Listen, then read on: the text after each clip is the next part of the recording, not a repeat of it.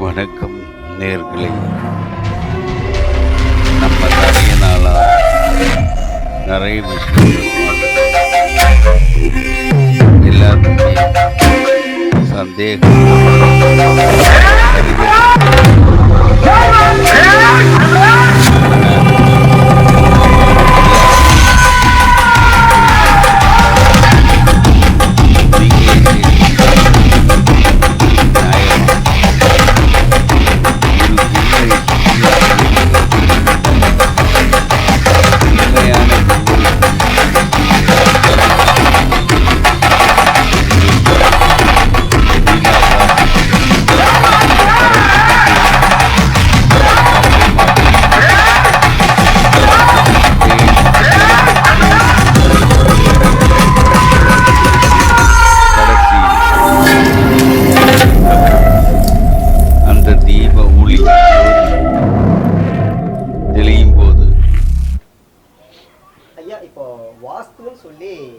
இன்னைக்கு எல்லாரும் வந்து நான் பில்டிங் கட்டுறவங்க எல்லாருமே வாஸ்து பரிகாரத்தோட நாங்கள் வீடு கட்டி தரோம் சொல்றாங்க, வாஸ்து பிளானோட.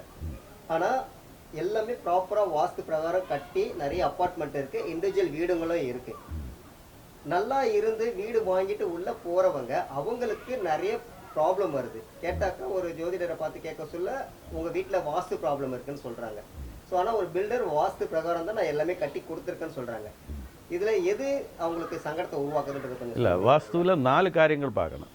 ஒன்று அந்த பூமியினுடைய கிடப்பு, அது வந்துட்டு வலது பக்கம் சேர்ந்திருக்கா இடது பக்கம் சேர்ந்திருக்கா, மழை வரும்போது தண்ணி எந்த பக்கத்தில் போகுது. அப்போ வாஸ்துனுடைய நிரப்பு பார்க்கணும், அந்த பூமியோட நிரப்பு.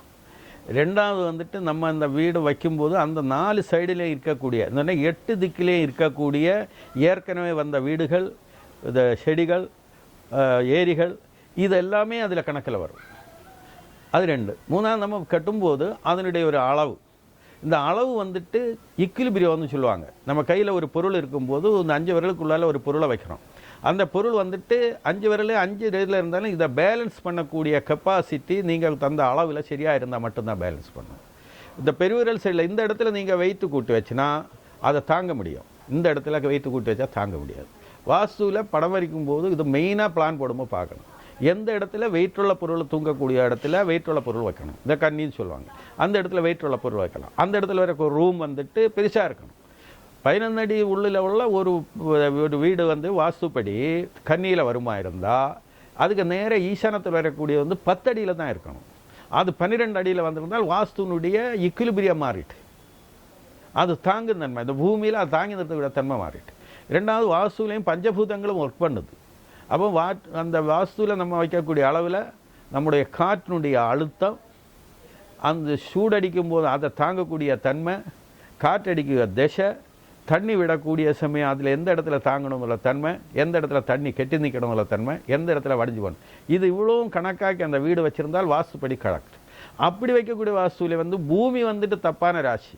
சில கோவிலுடைய திசைகளுக்கு வந்துட்டு அந்த கோவிலுடைய திருஷ்டின்னு சொல்லுவாங்க, குத்துன்னு சொல்லுவாங்க. அந்த குத்தில் அதே மாதிரி ரோடு முடியக்கூடிய சமயம், 2 ரோடு திரியக்கூடியது, 3 ரோடு, இதனுடைய குத்தெல்லாம் வந்துட்டு நம்ம ஒரு பேட்டரி அடித்தா எந்த இடத்துல ரியாக்ஷன் ஆகுதோ அதே மாதிரி அந்த இடத்துல இருந்து அந்த குத்து வந்துகிட்டே இருக்கும். அதில் இந்த வீட்டினுடைய வாசல் வந்துட்டானா அந்த வீட்டில் தோஷம்தான். ரெண்டாவது வீட்டினுடைய சுற்றளவு பார்க்கணும். சுற்றளவில் வந்துட்டு அது வந்துட்டு ஜீவராசியில் இருக்கணும். அதிலே வந்து குழந்தை பருவம், வாலிய பருவம், யௌவன பருவம், வயது பருவம், மரண ராசி, அப்படி 5 விதமான பலம் அதில் இருக்குது. அதில் எந்த விதத்தில் நீங்கள் வீடு அமைச்சா அது நல்லா இருக்கும். குழந்தை பருவத்தில் வீடு வச்சா அந்த வீடு விண்ணேறு வரதுக்கு ரொம்ப கஷ்டமாக இருக்கும். 2வது சமயத்தில் உள்ள வீட்டில் வச்சுருந்தா அதில் தனமும் பொருளும் ஆக்டிவாக இருப்பாங்க. 3வது தினம் வந்துட்டு ஜாலியாக இருக்கக்கூடிய சூழ்நிலை வரும், சம்பத் வரும். 4வது வந்து வார்த்தைக்கு சமயத்தில் இருப்போம், அங்கெல்லாம் எப்போவுமே வந்து வயசானங்களுக்கு ஒர்க் பண்ணக்கூடிய அளவில் குறைஞ்சிட்டோம். மரண ராசியில் வச்சுருந்தா அந்த வீடு வச்சு கரெக்டாக 2.5 வருஷம் கழிஞ்சு ஓரோ கஷ்டமாக துன்பங்களாக வரும். 5வது வருஷத்தில் 2 மரண ராசியில் போயிடும். அப்போது ஒன்றில் மறிக்கணும், அல்லாட்ட அந்த வீடு விட்டு மாறணும். அப்படி உள்ள சூழ்நிலை அந்த வீட்டில் வந்துகிட்டே இருக்கும். அந்த வீட்டில் வந்துட்டு 8 கிரகங்கள் வந்துட்டு ஆக்கி போயிடும். அந்த 8 கிரகங்களுடைய தாக்கம் அந்த வீட்டில் தான் இருக்கும். முன்னால் எல்லா வீடு இருக்குதுன்னா ஆகம வழிபுற வீடுகள் எல்லாமே மேல் கூரை வந்துட்டு 4 சைடும் சரிஞ்சிருக்கு, அல்ல 2 சைடு சரிஞ்சிருக்கும். இப்போ உள்ள டெரஸில் எல்லாம் வந்துட்டு ஸ்ட்ரெயிட்டாக இருக்கும்.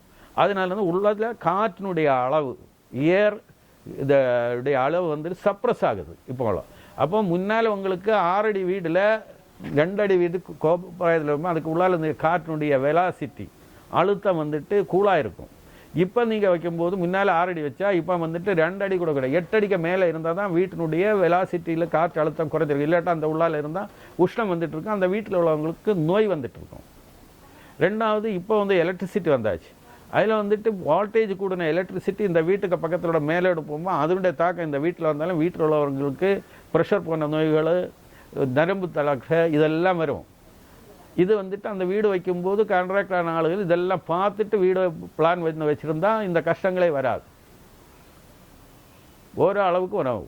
காற்றினுடைய அழுத்தம், 8 திக்கினுடைய அழுத்தம் இதெல்லாம் இந்த வாஸ்துவில் வந்து நிற்கும். முன்னால் உள்ள அளவும் இன்னைக்குள்ள அளவும் ஒரே மாதிரி தான். அன்னைக்கு வந்துட்டு கோல் கணக்கில் சொல்கிறாங்க, இன்னைக்கு வந்து சென்டிமீட்டர் கணக்கில் சொல்கிறாங்க, இவ்வளோதான் வித்தியாசம். ஆனால் அதனுடைய அழுத்தம் காரணம் மனுஷனுக்கும் விலங்குக்கு வித்தியாசம் உண்டு. ஒரு நாயை நீங்கள் வளர்த்தும் போது 6 அடி உள்ள நாய்க்கு வந்துட்டு நீங்கள் 6.5 அடி பில்டிங் போட்டு அதுக்குள்ளால் வைக்கலாம். 3 அடி உசரமாக நீங்கள் 4 அடியில் உள்ள பெட்டிக்குள்ளால் போட்டுடலாம். ஆனால் மனுஷன் வந்து 6 அடி, அவனை விட ஒரு விதம் கூட பெருசான வீட்டில் தான் அவனை படுக்க வைக்க முடியும். 6 அடி மனுஷனுக்கு 12 அடி காற்று உள்ள அழுத்தம் உள்ள ரூமில் தான் படுக்க முடியும். 6 அடி மனுஷனுக்கு ஒரு காலமே 6.5 கூட படுக்க முடியாது. காரணம் காற்றினுடைய அழுத்தம் இவனை சுவாசமுட்ட வைக்கும். அதுதான் மனுஷனுடைய வீடெல்லாம் உசந்திருக்காது. அப்போ நமக்கு வந்து நம்ம வீட்டில் உள்ளவங்க எல்லாம் 10 அடிக்கு மேலே இருந்தால் கண்டிப்பாக வந்துட்டு அவன் வந்துட்டு 16 அடிக்கு மேலே உள்ள ரூமில் தான் தங்கணும். இது இப்போ நம்ம லாட்ஜிலே அங்கே எல்லாம் வந்து சில நேரத்தில் வந்து சௌகரியத்துக்கு வேண்டி தட்டுக்கடியில் அங்கே எங்கெல்லாம் ரூம் படுக்க வச்சுருந்தா அவங்களுக்கெல்லாம் நோய் வந்துட்டே தான் இருக்கும். காற்றினுடைய அழுத்தம் அதில் மெயின் இம்பார்ட்டன்ட். இதுதான் அந்த வாஸ்துநிலை குழப்பம். அன்னைக்கு இல்லைக்குள்ள அளவெல்லாம் வந்து தான், ஆனால் அதோட காற்றினுடைய ப்ரெஷர் தான் அந்த கூரை வீடுக்கும் ஸ்ட்ரைட் வீடுக்கும் சொல்லுது. பின்ன இந்த 4 முக்கிலையும் வந்துட்டு ரெக்டாங்கிளாக இருந்தாலும் சரி எப்படியா 4 முக்கிலையும் வந்துட்டு எல்லா திசையும் வந்துட்டு கண்ட்ரோல் பண்ணி வீடு இருக்கணும். ஏதாவது ஒரு இடத்துல வந்து கேப்பு போட்டுட்டாங்க என்னென்னா, இப்போ வந்துட்டு ஒரு கோல் மினிமம் சொல்லலாம் என்னென்னா 2.5 அடிக்கு மேலே ஒரு கிழக்கு சைடே இருந்து தெற்கு சைடு பார்க்குறோம், 2.5 அடியில் இங்கே வந்துட்டு இருக்கிறது அந்த தெற்கு சைடில் வந்து கேப்பு கிடக்கு, அல்லாட்டா வாயு கோணில் 2 அடிக்கு ஒரு கேப்பு கிடக்கு. இப்படியே தான் கேப்பு கிடந்தால் அவங்களுடைய பொருளாதார நிலை, உடல்நிலை, குடும்பத்தினுடைய அன்பு இதெல்லாமே குறைஞ்சிடும். அது எந்தெந்த இடத்துல தண்ணி வரணுமோ அந்த இடத்துல தான் அந்த கிணறு வைக்கணும். மாற்றி வச்சுட்டானா அடுத்த தலைமுறையில் வந்து ஆபத்தில் வந்துகிட்டே இருக்கும். ஸ்ட்ரைட்டான வீடில் வந்து குடில் வீடாக இருந்தாலும் கூட அளவு கரெக்டாக வச்சுருந்தவன் உத்தவனாயிட்டே இருப்பான், அவனுக்கு அடுத்த தலைமுறையும் உத்தவனாயிட்டு இருப்பான். அவங்களுடைய குடும்ப தேவதை இவங்க தேடி போக வேண்டிய தேவையே இல்லை. குடும்ப தேவதை இங்கே இருந்து இவங்க வீட்டில் இருந்து ஜெபிச்சாலே அங்கே வந்து அருள் பண்ணிடுவாங்க. வாஸ்து தப்பான வீட்டில் வந்து எந்த கோவிலில் போய் தொழுந்தாலும் தெய்வத்துக்கு உங்களை அருள் பண்ண முடியாது. இதுதான் உண்மை.